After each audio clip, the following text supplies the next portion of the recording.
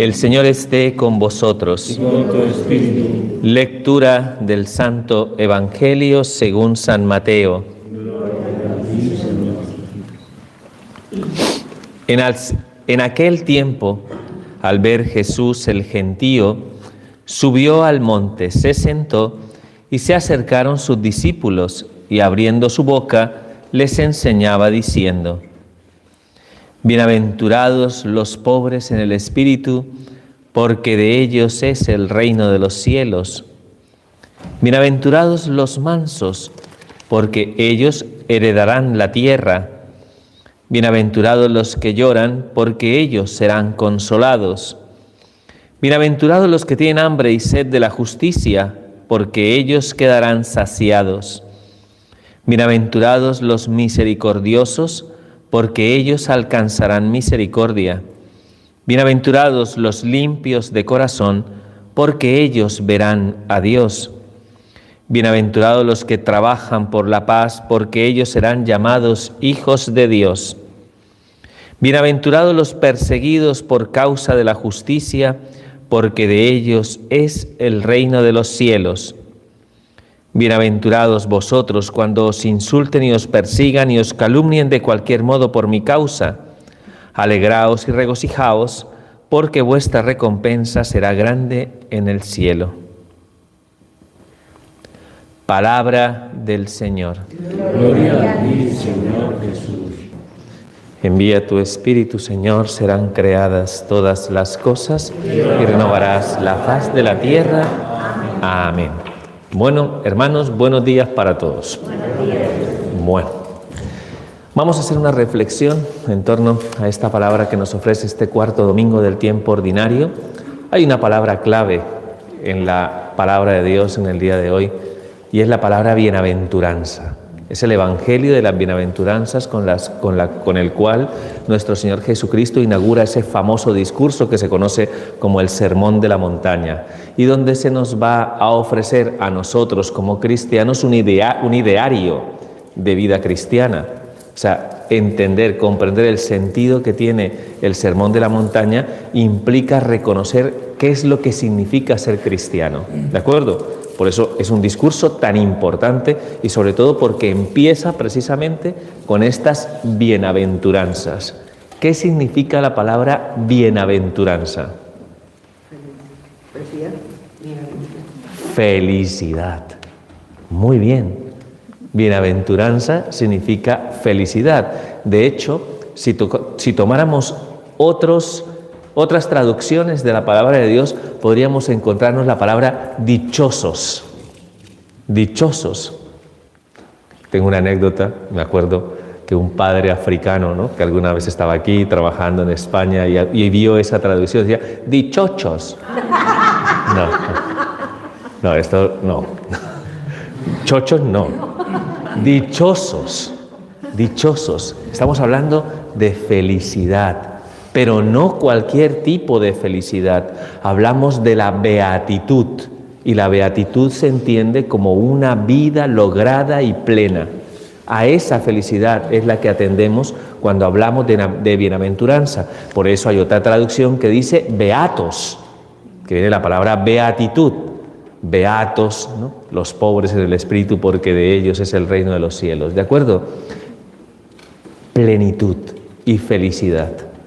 Eso es lo que de algún modo nos plantea el Señor a través de este Evangelio, pero nos lo plantea a través de una cierta, de algo que nos desconcierta fundamentalmente, porque parece que de algún modo se nos expresa a través de una lógica, que es la lógica de Dios, que parece muy, muy, muy contraria a lo que el mundo diría que ofrece la felicidad. Porque si yo le hago esta pregunta al mundo, digo, ¿qué es lo que nos da felicidad? ¿Qué diría el mundo? Una homilía corta. ¿Qué sería de algún modo la felicidad para el mundo que nos rodea?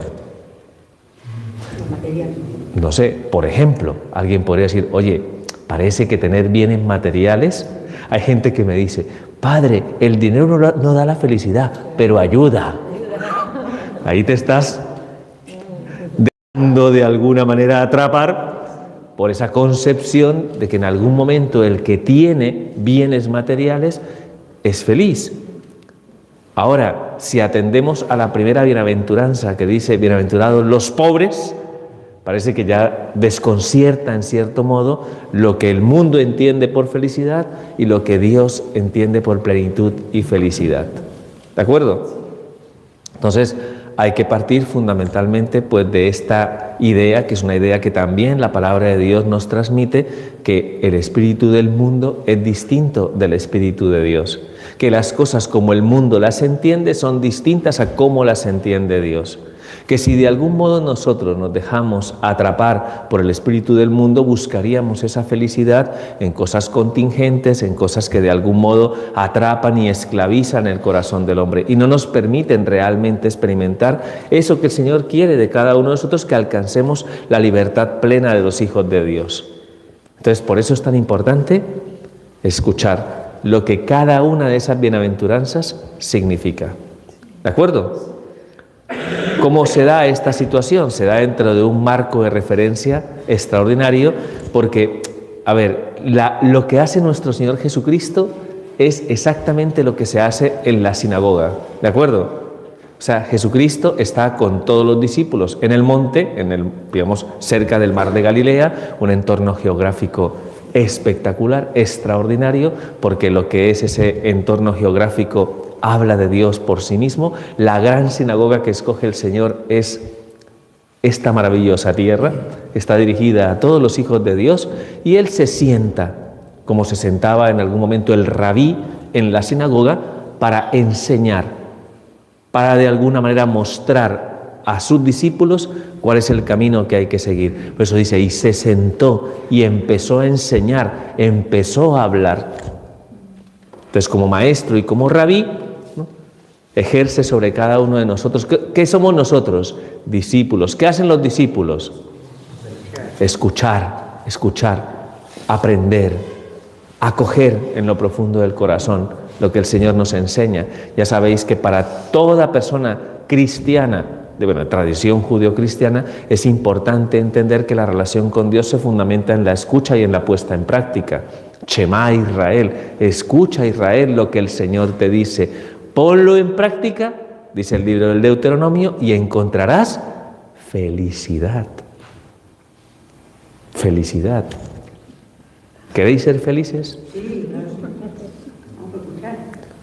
Pues no sé, a lo mejor alguien aquí, yo quiero vivir amargado toda mi vida. Hombre, no es un buen plan, honestamente. Creo que todos aspiramos a ser felices. Es una aspiración que cualquier persona sana mentalmente se le pregunta, oye, ¿quieres ser feliz? Hombre, por supuesto que sí. Por supuesto que sí. ¿Y en qué radica la felicidad? Bueno, pues aquí es donde de algún modo tenemos que ir penetrando hondamente en el signo de las bienaventuranzas, porque lo cierto es que la vida en sí, ¿no?, la vida que vivimos cada uno de nosotros es una vida que nos plantea un montón de exigencias. La vida no es una vida llana, perfecta, con todo de frente, ¿no?, todo de cara, color de rosa. Hombre, si fuese por ese concepto, si por esa realidad juzgáramos la vida en sí misma, ¿qué diríamos de la vida? Que si por felicidad entendemos el mundo de Heidi, ¿no? O sea, ahí, abuelito, dime. Pues si entendiéramos la vida así, de esa manera, pues, oye, la verdad, honestamente pienso que ninguno de nosotros encontraría la felicidad en esta tierra. Alguien diría, padre, la vida es puñetera. Alguien podría decirlo. Porque ¿a quién de nosotros, de los que estamos aquí, la vida se nos acomoda siempre para otorgarnos esa sensación como de ingravidez ante la vida? La vida es exigente en sí. Si planteáramos la felicidad como ausencia de problemas, ausencia de dificultades, nunca la encontraríamos. Nunca la encontraríamos. Hay quien se va de vacaciones, está en la playa, ay, aquí sí puedo ser feliz. ¿Por qué? Porque no tengo ni a mi jefe, ni a mi vecina, ni a mi marido, ni a mis hijos. Claro, la vida entendida como felicidad de esa manera es algo que de alguna manera se convierte en una utopía, porque tú no puedes estar todo el tiempo de vacaciones. ¿Me entendéis? La vida hay que asumirla en su exigencia y ahí tenemos que encontrar esa plenitud para que la vida no se convierta para todos y cada uno de nosotros en algo gravoso, en una carga, porque la vida es un don, porque la vida es maravillosa. ¿Sí o no? Sí.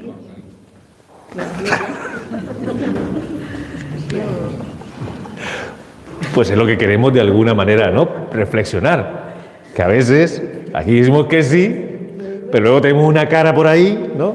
Que vamos por la calle un poco como amargados, ¿no? ¿No os dais cuenta de eso?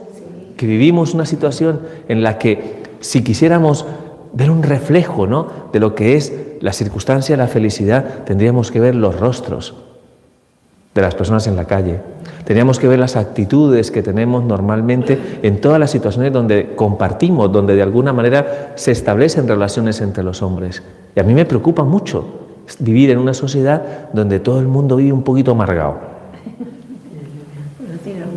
Un poquito amargado. Donde estamos muy a la defensiva. Donde de alguna manera hay como una especie de tristeza generalizada, ¿no? Porque estamos muy decepcionados, muy defraudados, ¿no?, de todo lo que acontece a nuestro alrededor. Pero no podemos caer en esa tentación. Si hay algo que tiene un cristiano, una persona que ha recibido un don tan grande como es el don de la fe, es aprender a ver la vida como una oportunidad de gracia y poder darnos cuenta que de todo se sirve el Señor para el bien de los que ama, que podemos alcanzar plenitud a pesar de las exigencias de la vida. Porque de algún modo nosotros construimos una promesa en nuestra vida. La palabra beatitud, la palabra vida lograda, nos habla de cielo, nos habla de eternidad. Y en esa esperanza es donde ciframos nosotros todas y cada una de las exigencias que tenemos que vivir en esta tierra, todas las pruebas a las que estamos sometidos. Si no tuviéramos esa esperanza y esa confianza del cumplimiento de esas promesas, de algún modo al final nos consumiría, ¿no?, nos consumiría la incapacidad que tenemos de tener un control sobre todos los acontecimientos de la vida. ¿Queda claro esto? Entonces tenemos que buscar la felicidad como un don, como una gracia, ¿de acuerdo? No como un estado de ingravidez, porque eso es un engaño, es un engaño. En ese engaño se fundamentan todos los vicios que conocéis, todos y cada uno de ellos que se presentan para todos nosotros como fundamento de una cierta felicidad, son engañosas porque en el fondo producen una ingravidez que es falsa. ¿De acuerdo? A lo mejor te puedes ir, no sé, anoche mismo, ¿no? Te vas de alguna manera a ver los lugares donde hay fiesta, ¿no? Donde hay fiesta, ¿no? Donde hay marcha. ¡Qué felicidad!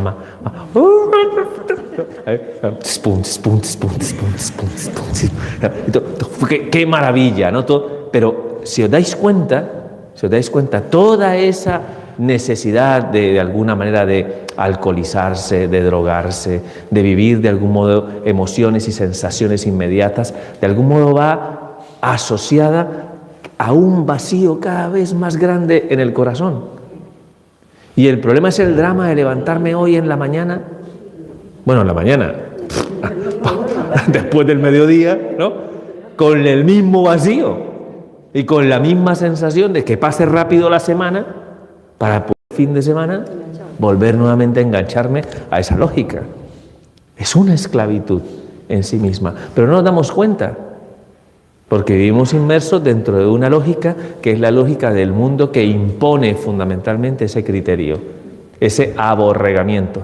Tenemos de alguna manera una cierta sensación de que en ningún otro momento somos tan libres. ¿Tan libres para qué? ¿Tan libres para qué? ¿Y qué hacemos con esa libertad? Porque sí, empuñamos, ¿no?, el libertad, ¿no? Así como el de Braveheart, ¿no? Como el corazón valiente, ¿era que se llamaba la película? La de... ¿Ah? La de Mel Gibson, ¿eh? ¡Freedom! Libertad, ¿pero para qué? ¿De acuerdo? Muy bien. Vamos con Jesús, con el Maestro. Bienaventurados, dichosos, los pobres en el espíritu, porque de ellos es el reino de los cielos. Clave fundamental esta bienaventuranza es la que le da sentido a todo lo demás. De hecho, esta bienaventuranza la sostienen las otras dos lecturas de la palabra de Dios que hemos planteado en el día de hoy, las que se han leído. La primera lectura tomada de Sofonías y la lectura tomada de la primera carta del apóstol San Pablo a los cristianos de Corinto. Ambas lecturas hablan de esa bienaventuranza. ¿De acuerdo? Bienaventurados los pobres. Ya os digo que el mundo no. ¿Va a decir eso? El mundo. Que son felices los pobres en el espíritu. Porque aquí habría que hacer una reflexión sobre qué significa pobreza de espíritu. ¿De acuerdo? Evidentemente no estamos hablando de una pobreza material en sí. ¿De acuerdo?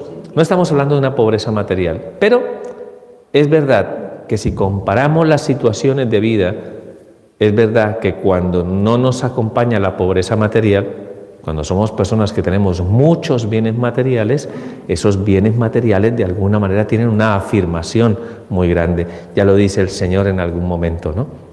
Que hay que tener mucho cuidado porque el dinero envilece el corazón del hombre.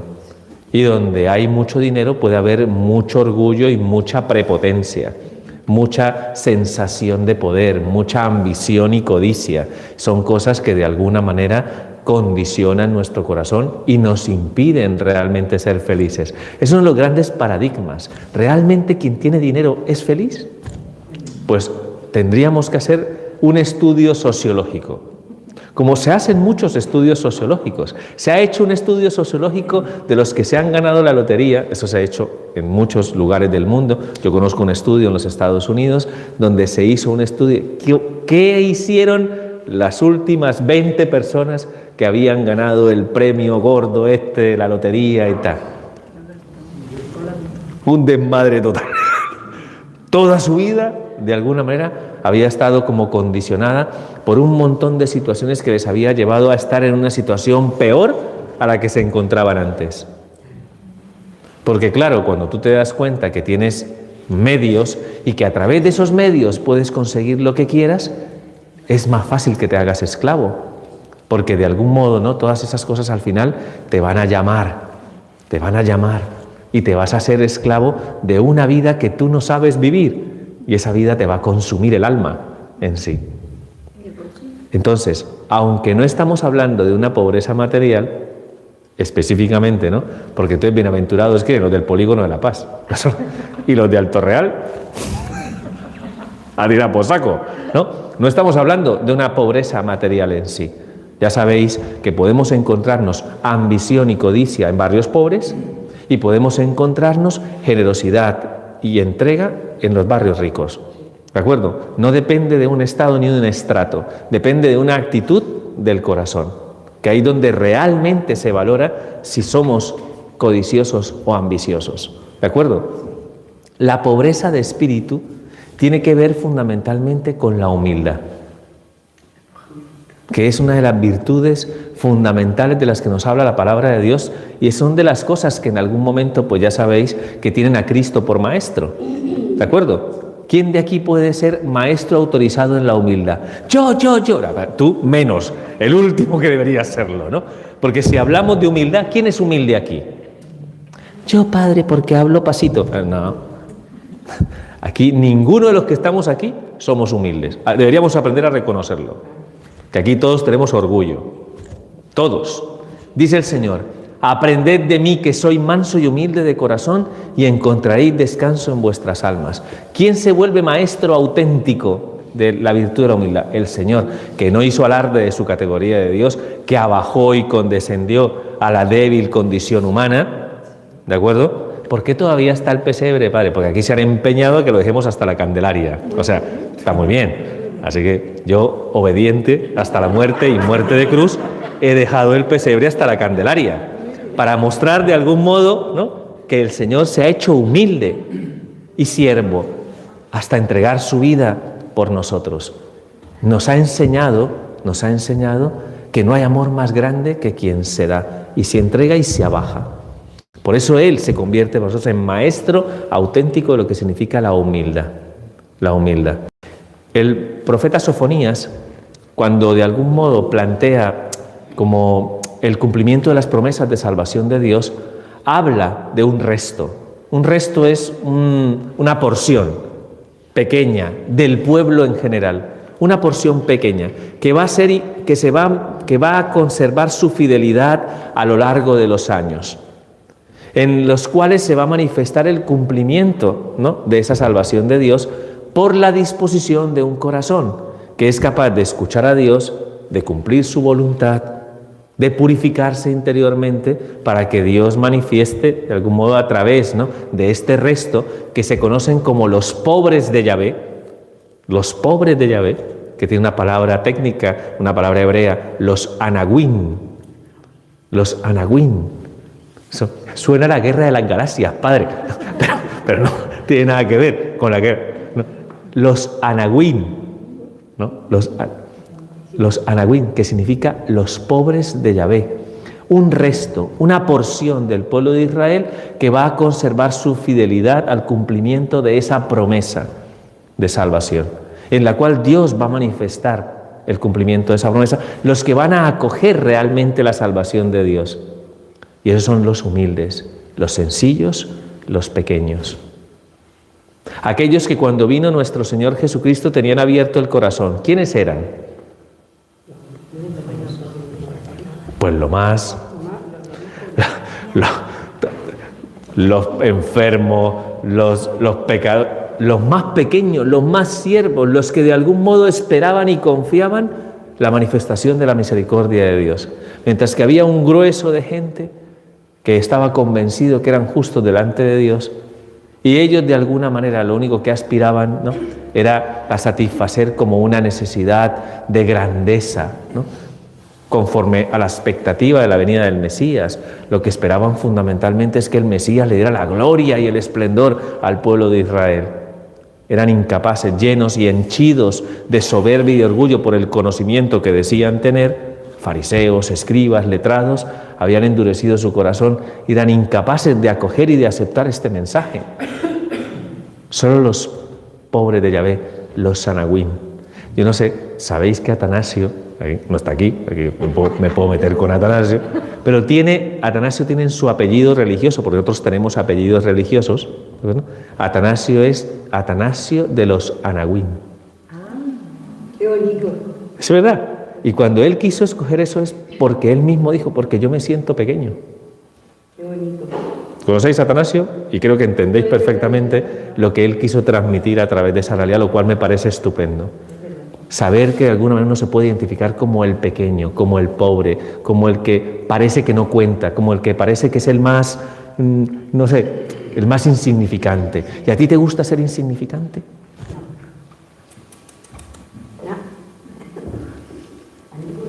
¿Te gusta que no cuenten contigo?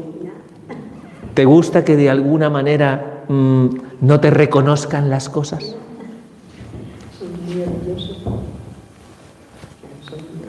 ¿Te gusta ser de los que de alguna manera simplemente están y no aparecen y se vuelven protagonistas? La pobreza de espíritu tiene que ver con eso que el Señor hablaba en la palabra de Dios, que hay que ser pequeños como los niños para entrar en el reino de los cielos. Porque solo el alma humilde es barro en las manos del divino alfarero. Solo el alma pequeña puede dejarse trabajar. ¿Qué pasa con el alma soberbia, orgullosa y prepotente? ¿Lo sabe todo? No lo sé todo. No me hace falta nada. Cree que de alguna manera todo lo puede manejar y que todo lo sabe. Una persona con conocimiento tiene que tener mucho cuidado, porque el conocimiento engríe. Y creo que deberíamos aprender de alguien, de Sócrates, de un filósofo griego 6 siglos antes de Cristo, ¿no?, en la filosofía griega, que llega a decir: soy el más sabio de los atenienses. Claro, os parece muy orgulloso, ¿no?, decir eso, pero ¿sabéis por qué lo dijo? Porque todos los demás piensan que saben, y yo soy el único que sé que no sé nada. Solo sé que nada sé, porque era capaz de entender que aunque tenía un montón de conocimiento, comparado con lo que es el conocimiento en sí, nosotros tenemos muy poquito lo que podemos abarcar. Y puedes ir a estudiar a todas las facultades que quieras, puedes tener todos los títulos que quieras, que tendrán las mismas limitaciones a nivel de conocimiento y saber. Por eso es totalmente absurdo y totalmente inconsecuente que en algún momento nosotros pretendamos darle lecciones a Dios. O que pretendemos ridiculizar lo que se manifiesta a través de la palabra de Dios. Porque pretendemos tener más conocimiento. Dice la palabra, ¿quién ha estado antes que Dios para que le diga a Dios cómo tiene que hacer las cosas? Pero aquí nos creemos. Y entre más soberbia y entre más orgullo, ¿creéis que va a haber más felicidad? ¿Una persona engreída, orgullosa y prepotente va a ser más feliz? Ya os digo que va a vivir amargado toda su vida. Toda su vida. Además porque son personas que les gusta que se los reconozcan. Son personas que viven para que les digan, tú eres el mejor, tú eres el más sabio, tú eres el más inteligente, tú eres el que todo lo hace bien. Y cuando no, madre mía de mi corazón, pobre sufrimiento el de esa persona. Pero de algún modo el que es pequeño, el que es siervo, al final de alguna manera se fía, se deja llevar. Y quien de algún modo vive las cosas de esa manera, al final encuentra el tesoro del reino, es lo que dice, los pobres en el espíritu, porque de ellos es el reino de los cielos. Eso quiere decir que el corazón humilde es más feliz que el corazón soberbio. Os lo dejo de tarea. Os lo dejo de tarea, ¿no? O sea, digamos, cuestionarlo en la experiencia de nuestra propia vida, sobre todo en nuestras reacciones orgullosas y prepotentes que a veces tenemos, ¿no? ¿Qué generan? Generan discordia, división, generan conflicto, generan de alguna manera, ¿no?, como roce, ¿no? Pero cuando de algún modo tú, en lugar de responder con soberbia, aprendes a agachar la cabeza, ¿de acuerdo? Pues de algún modo vas a conseguir que haya mucha más paz y mucha más serenidad en tu corazón. Pero el mundo te vas a decir que eres un tonto. ¿Sí?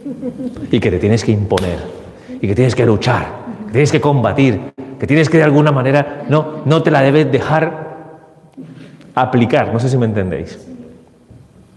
Tú ponte por encima, porque el mundo es así, el mundo funciona como la ley de la selva. El que grita más fuerte, el que se impone, pero ¿conseguimos de alguna manera ser felices de esa manera? Criterio de felicidad, la pobreza de espíritu. Pobreza de espíritu. ¿De acuerdo? San Pablo en la carta a los Corintios, ¿no? Hoy, en el día de hoy. Mirad a vuestra asamblea, ¿no? No hay muchos eruditos, sabios, ilustres según el mundo. Yo me hago una pregunta. ¿Quién tiene necesidad de Dios? No, más allá, pero desde esa perspectiva, ¿quién tiene necesidad de Dios? En este momento nadie tiene necesidad de Dios. ¿Por qué vamos a necesitar de Dios si lo tenemos todo? Vivimos en una vida que está enmarcada dentro de un montón de preocupaciones temporales donde ciframos absolutamente nuestra vida. Lo de Dios es como algo... Primero es algo como... ¿está de moda Dios? Ay, porque Rosalía habla un poquito. ¿Está de moda Dios? Si no, seríamos muchos los que buscaríamos a Dios. Sobre todo cuando eres importante y cuando tienes de alguna manera, ¿no?, protagonismo, cuando tienes poder. Dios es importante para los poderosos de este mundo. Si ellos quieren ser Dios, ¿cómo va a ser importante Dios? En medio de todo lo que estamos viviendo, o sea, ¿quiénes venimos a misa?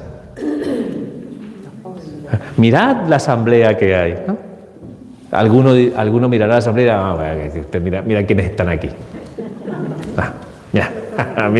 Mira el panorama que hay aquí, ¿no? En fin.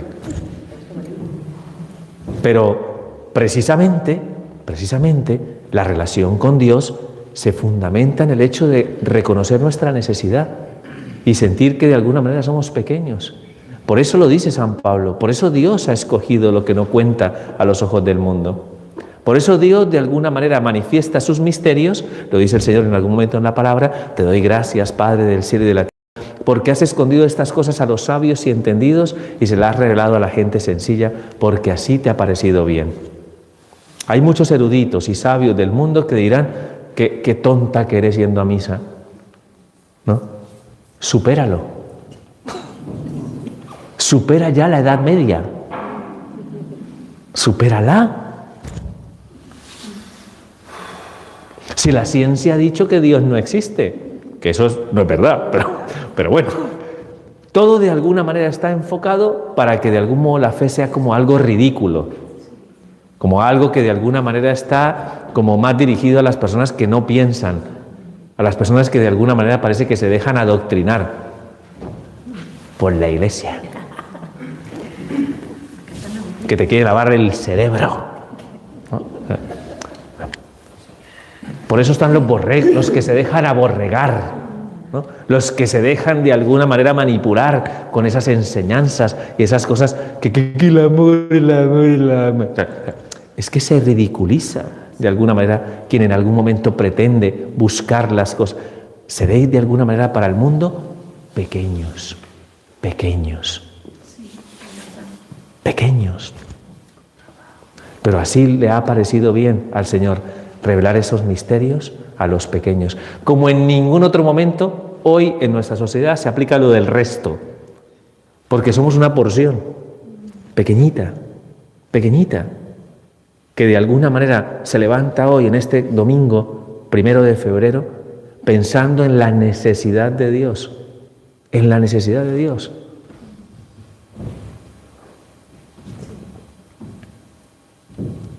¿Me explico?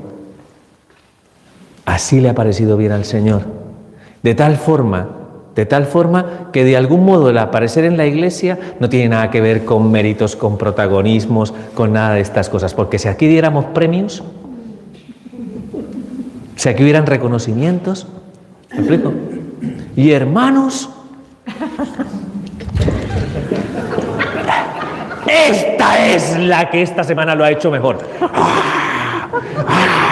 ¿No? Esto estaría lleno.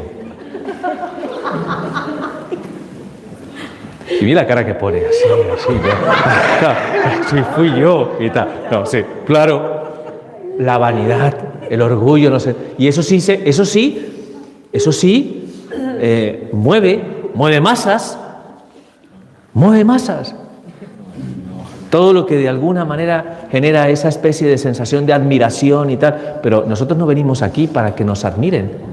Venimos aquí no por mérito, ni siquiera yo. No venimos por mérito, sino que venimos porque tenemos necesidad, porque nos sentimos pequeños. Y si no fuera por la gracia de Dios, a ver dónde estaríamos.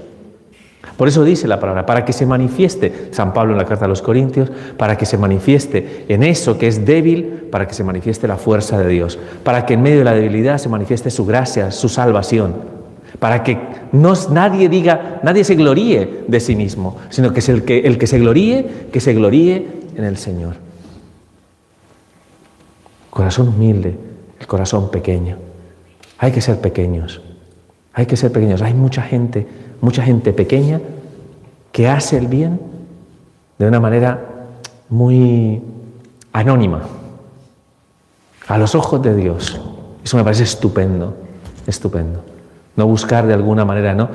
Además, ¿qué pasa en una comunidad eclesial? Es una reflexión que voy a hacer. ¿Qué pasa en una comunidad eclesial donde nos dejamos contaminar de protagonismo, de quién quiere ser el mejor, quién quiere ser el primero? ¿Qué pasa en esa comunidad eclesial? Esa comunidad eclesial es un desastre. Porque hay rivalidad, hay tensión, quiero ser, ¿no?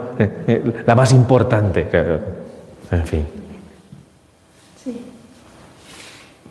Es que esa es la preferida del Padre.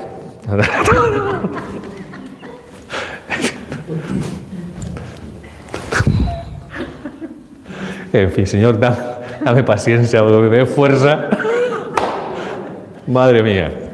Dame paciencia. Tened mucho cuidado con eso. Bienaventurados los pobres en el espíritu, porque ellos es el reino de los cielos. Partiendo de esa base, de ese fundamento, porque el edificio de la vida cristiana se construye en la base y en el fundamento de la humildad.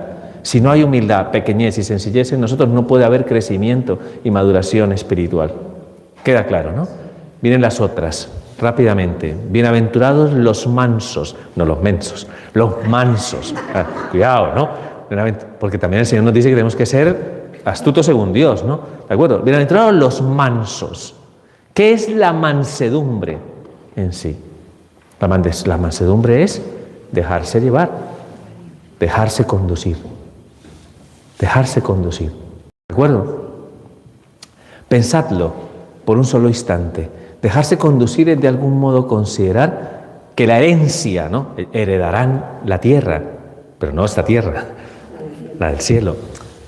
De algún modo para todos nosotros la herencia, o sea, lo que de algún modo cosechamos, es algo que depende fundamentalmente de lo que Dios nos propone, porque nosotros caminamos, Él es el pastor, nosotros somos ovejas, ¿de acuerdo? Del rebaño. Esa es la comparación que hace Cristo. Eres una oveja.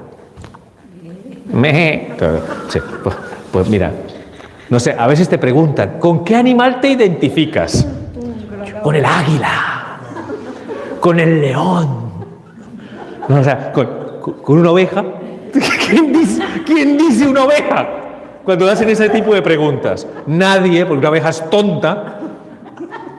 Una oveja no es autosuficiente. Una oveja va donde le dice el pastor. No hace nada. Solamente va donde va el pastor. ¿No? Imagínate que un psicólogo nos hiciera ese estudio. ¿Tú qué quieres ser? Oveja. Qué tonto. Estos estudios, ¿no? De que te identifican con animales y te proyectan y tal. Una oveja.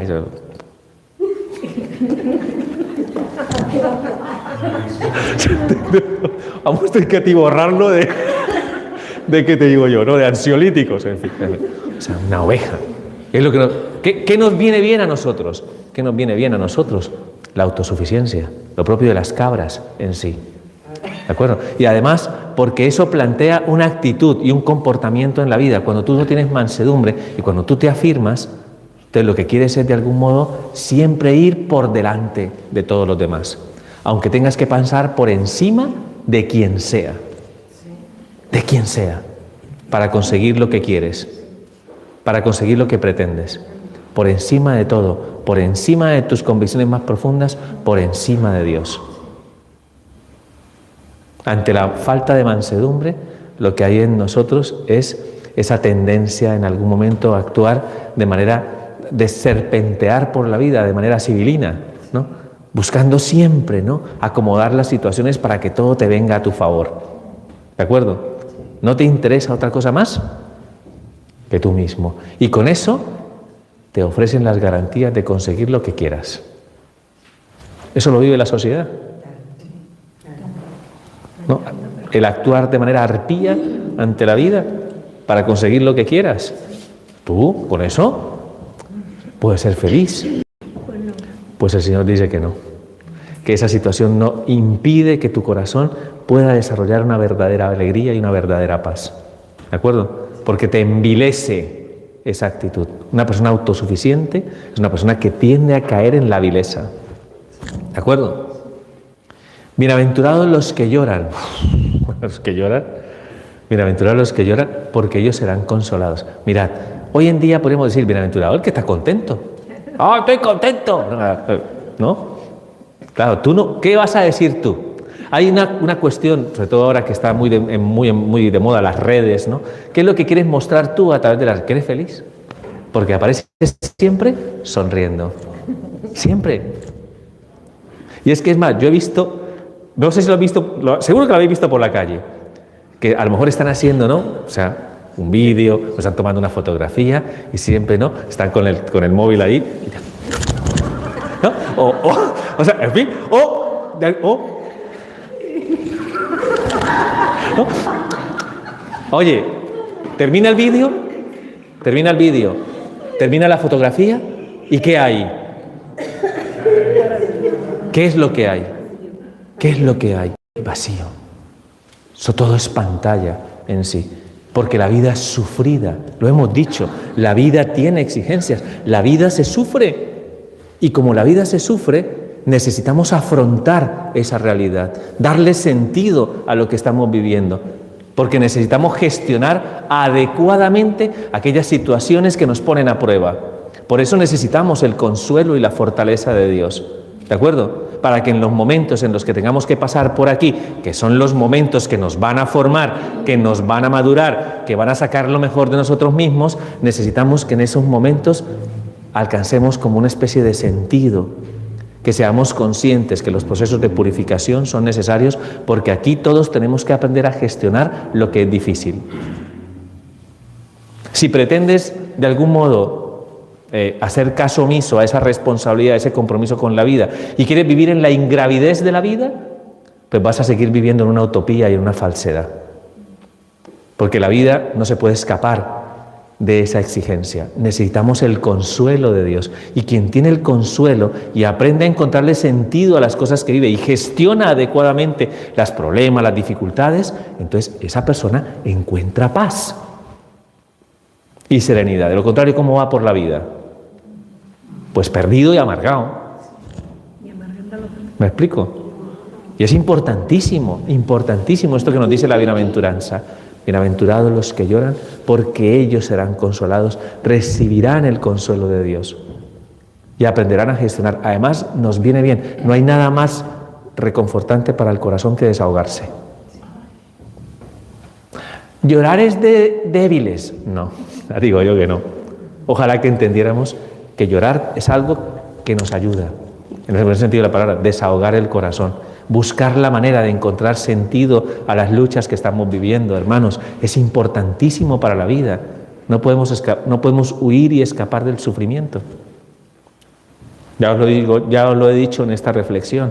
Cuando tú pretendes una vida ingrávida, o sea, una vida que aparentemente no tenga cargas, te es muy fácil que te drogues o que de alguna manera te alcoholices para huir de la realidad del sufrimiento. La gran mayoría de personas, ¿acaso no os dais cuenta que la gran mayoría de personas saben que drogarse está mal, que emborracharse está mal, ¿no? que todo lo que de algún modo te hace esclavo está mal? Todo el mundo lo sabe, pero hay que enfrentar el sufrimiento para eso, y el que no lo quiere enfrentar terminará siendo esclavo de esa ingravidez. Porque en el fondo de cada vicio hay un sufrimiento y hay un dolor.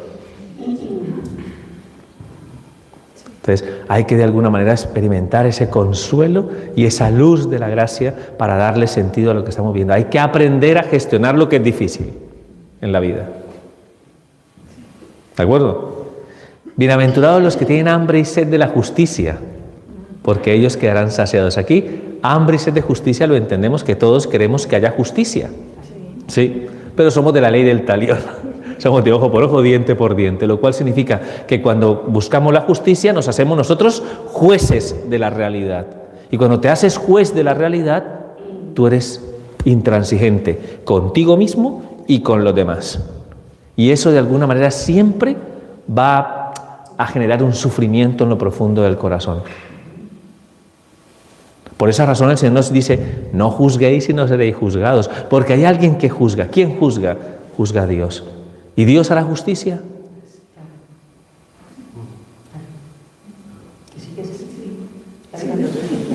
Sí, a todos esos desgraciados. No hay que hacer. Dios no hace justicia de esa manera.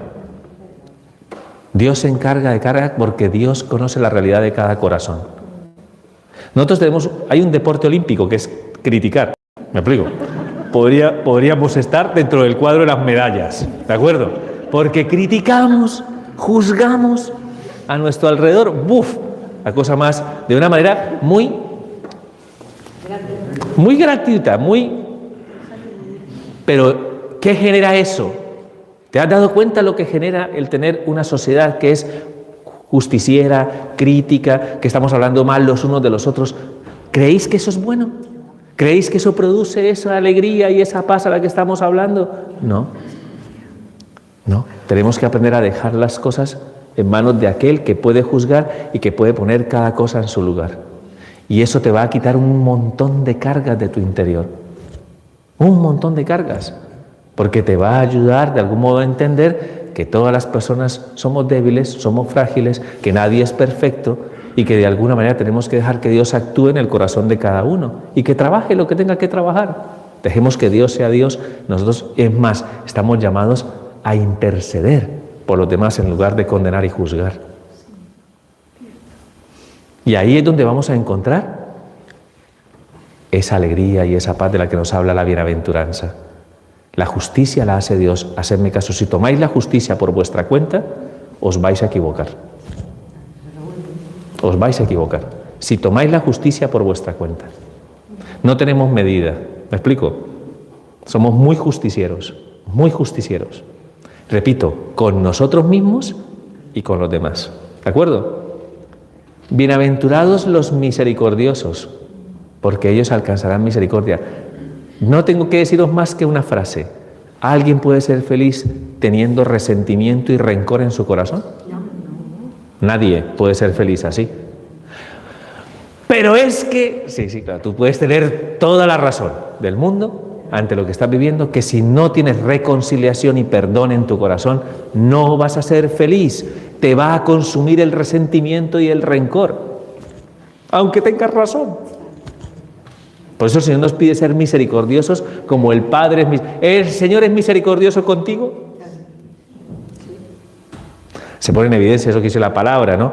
Que un rey le perdonó a un hombre una deuda inmensa y luego el otro tenía una deuda con un compañero muchísimo menor y no fue capaz de perdonarle. Dios nos perdona, Dios nos ofrece su misericordia y compasión. Deberíamos ser misericordiosos como lo es Dios con nosotros. Y eso trae consigo un fruto para nosotros. Quien ofrece y quien pide y ofrece el perdón, construye siempre, siempre. Imaginaos un conflicto de estos de familia, los que se dan normalmente en nuestras casas. Siempre estamos ahí en el orgullo, ¿no? Hasta que me pida perdón. Y ahí te quedas. Hasta que me pida perdón, ahí te quedas. Deberíamos apostar por lo contrario. ¿Quién es el primero que pide perdón? ¿Quién es el primero que se acerca a reconciliar? ¿Quién es el primero que dice, cariño, lo siento? Hay que reconciliar porque la reconciliación es garantía de esa paz. Sed bienaventurados los misericordiosos porque alcanzarán misericordia. Bienaventurados los limpios de corazón porque ellos verán a Dios. Eso se llama la pureza en sí. La pureza que no solamente va ligada a nuestras intenciones, a nuestro cuerpo, a nuestra mente y a nuestro corazón. La pureza. Qué necesaria es, sobre todo en días donde de algún modo vivimos como una especie de inmundicia, ¿no?, permanente a nuestro alrededor. Tenemos muchas veces intenciones no rectas, intenciones torcidas. Dejamos fácilmente que de algún modo tengamos una mirada impura, ¿no?, hacia las demás personas. ¿Puede una persona en algún momento, teniendo una mirada impura, teniendo una forma impura de acercarse a la realidad, de tener sanas relaciones humanas? ¿Sanas relaciones humanas? Posible. Porque una persona que es impura instrumentaliza y objetiva a las personas como si fueran, no sé, un pedazo de carne. ¿Me explico? Y ahí estamos, a veces viviendo esta situación de una manera como muy, ¿no?, como muy normalizada. Somos libres. O sea, libres, ¿libres para qué? ¿Para qué? Hablar de la pureza, oye,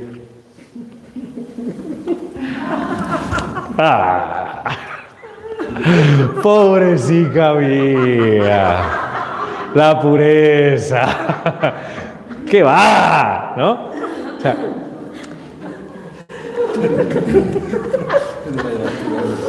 O sea, pensadlo un solo instante. El mundo qué diría, ¿no?, ante esa circunstancia. Si alguien en algún momento plantea el hecho de decir, oye, pues tenemos que de alguna manera plantearnos si realmente estamos haciendo las cosas bien, si realmente estamos procurando que entre nosotros tengamos una forma de mirarnos con limpieza de corazón.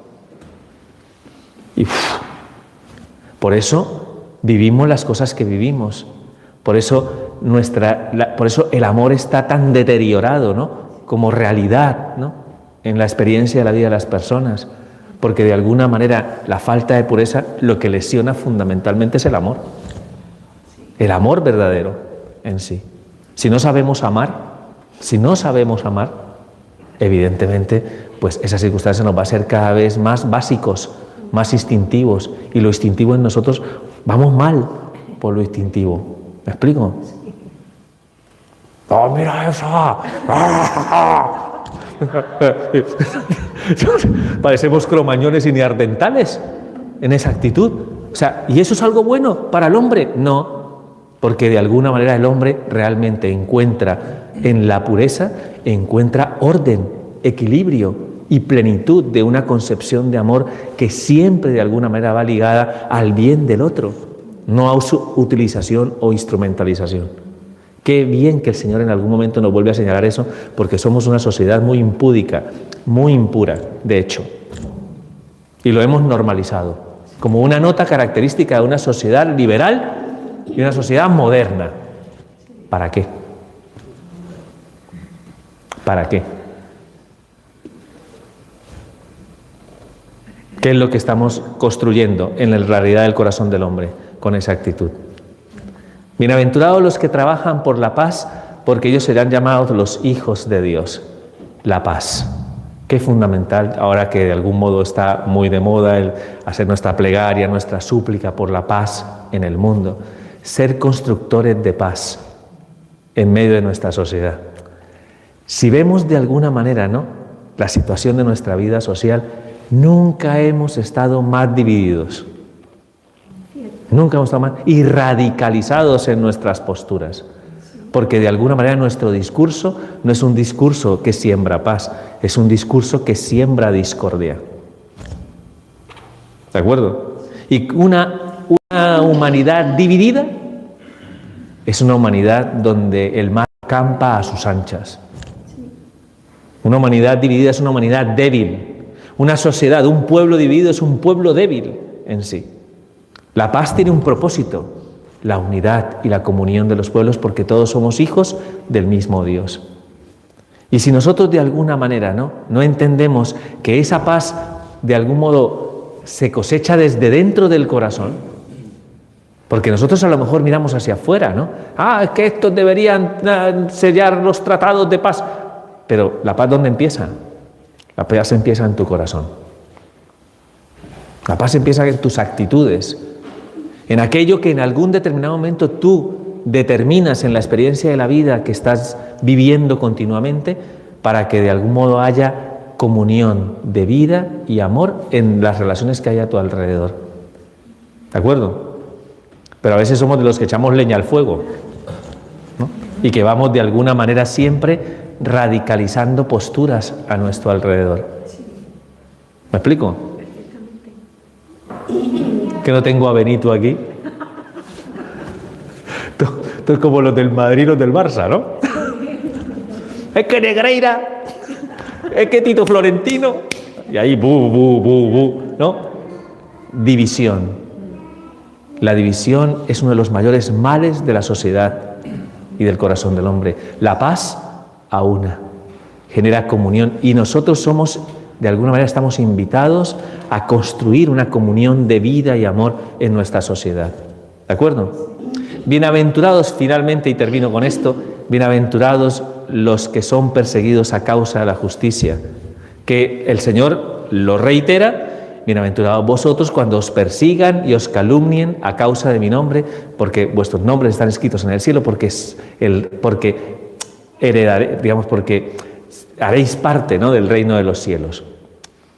Quien quiera hoy en día asumir todo este ideario, ¿no?, de vida cristiana, asumirlo no solamente como un compromiso, sino asumirlo en la vida, de manera testimonial.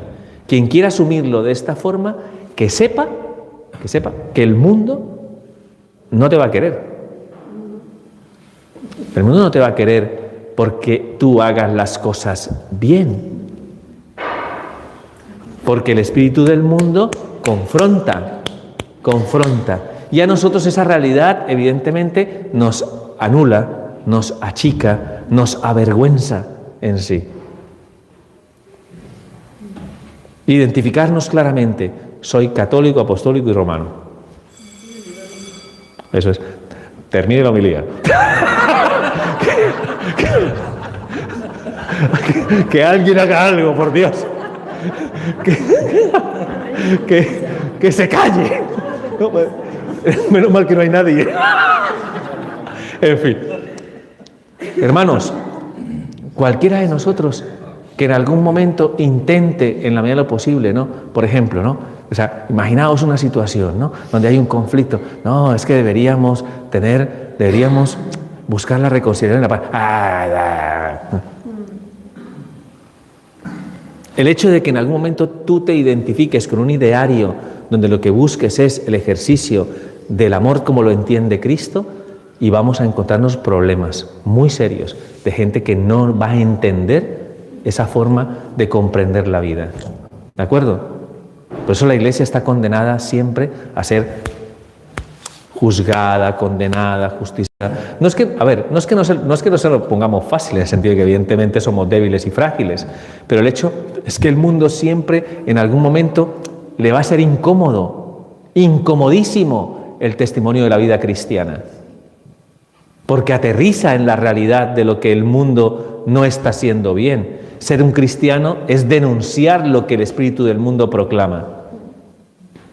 Y eso no le gusta a mucha gente. ¿Me explico? ¿A dónde vas tú un domingo? A misa. ¿A misa? ¿Otra vez? ¿Y qué hacen allá en esa misa? ¿No? ¿Y por qué tanta necesidad de misa? La gente no te va a entender. No te va a entender. ¿Y cuánto dura la misa? 2 horas. ¿2 horas? ¡Estás loco! ¡Estás loco! ¡Estás loco! O sea, ¿tanto Dios para qué? Si tenéis hermanos, hermanas, hijos, hijas, amigos, vecinos, que en un determinado momento van a chocar por vuestra fe. Y hay un momento en el que vais a sentir una especie de sensación como de vergüenza. Como si, ¿a dónde vas? Al monte. Sí, al monte, sí. ¿Y qué vas a hacer al monte? No, a caminar. Y no eres capaz de decir que vas a misa o que rezas el rosario, porque te van a decir que eres un pringao, que eres un Jurassic Park, o sea, alguien que de alguna manera se ha quedado en el pasado. No eres moderno.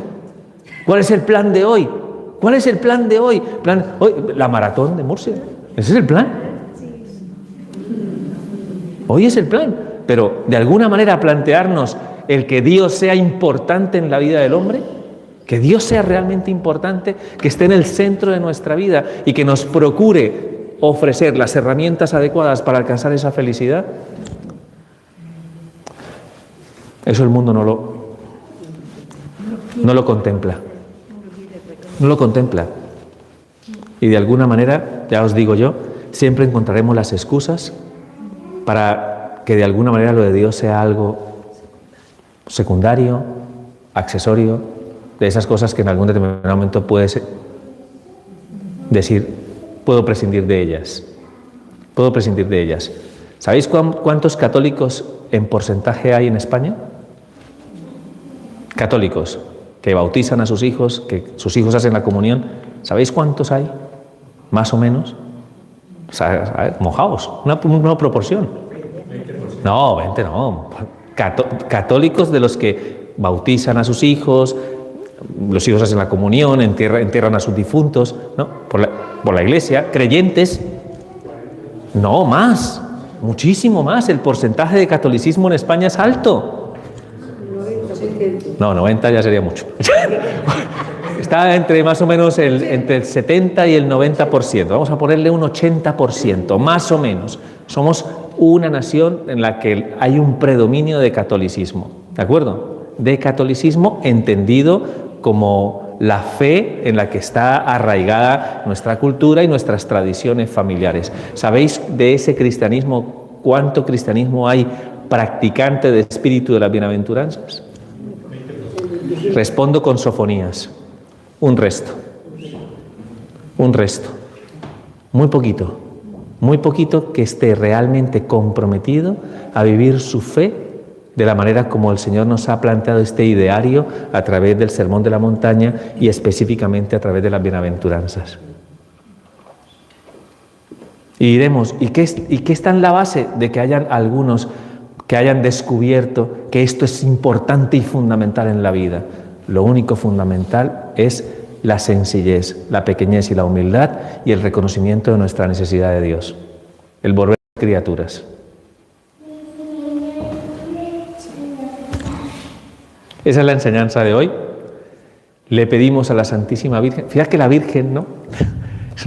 es madre y maestra en todas las virtudes que engalanan la vida cristiana, y la Santísima Virgen María llega a decir que el Poderoso ha hecho obras grandes en ella porque Él ha mirado la humillación de su sierva. Ella misma se identifica como sierva, como cordera, ¿de acuerdo? Y por eso, de alguna manera, fue ensalzada, ¿no? Ensalzada dentro de los santos con ese culto de especial veneración. Porque contemplamos en ella el espíritu de las bienaventuranzas, hecho vida. Era una criatura como ella. ¿De acuerdo? Y es la esperanza de la Iglesia en sí. Que cada uno de nosotros asuma este ideario, que escuche en lo profundo de su corazón esa invitación que el Señor te hace a ser feliz asumiendo su lógica y no la lógica del mundo. ¿De acuerdo? Asumiendo la esencia del mensaje del cristianismo antes de dejarte seducir por todo lo que proclama fundamentalmente la autogestión, la independencia fundamentalmente del descubrir nuestro camino hacia la felicidad.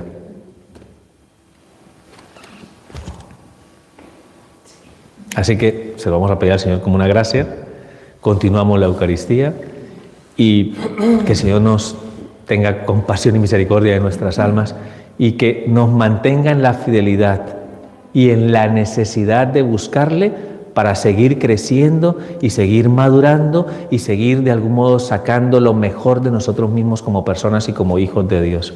Y ojalá que el testimonio sea difusivo, que los demás vean realmente en nosotros el modelo de una humanidad regenerada en el amor. Una humanidad que es consciente que la mejor resistencia ante la provocación del mundo y del mal es el amor y el bien. La santidad. Si nosotros no lo asumimos, ¿quién lo va a asumir? Si nosotros estamos luchando para que el mundo no nos arrastre. ¿Me entendéis? Y somos un resto. Somos un resto. Somos una pequeña porción. Una pequeña porción. Así que, hermanos, que el Señor, de algún modo, pues, se ponga delante de nosotros y con su gracia nos ayude a fortalecer nuestra debilidad y que nos haga ser fieles, ¿no?, al cumplimiento de su voluntad. Que así sea.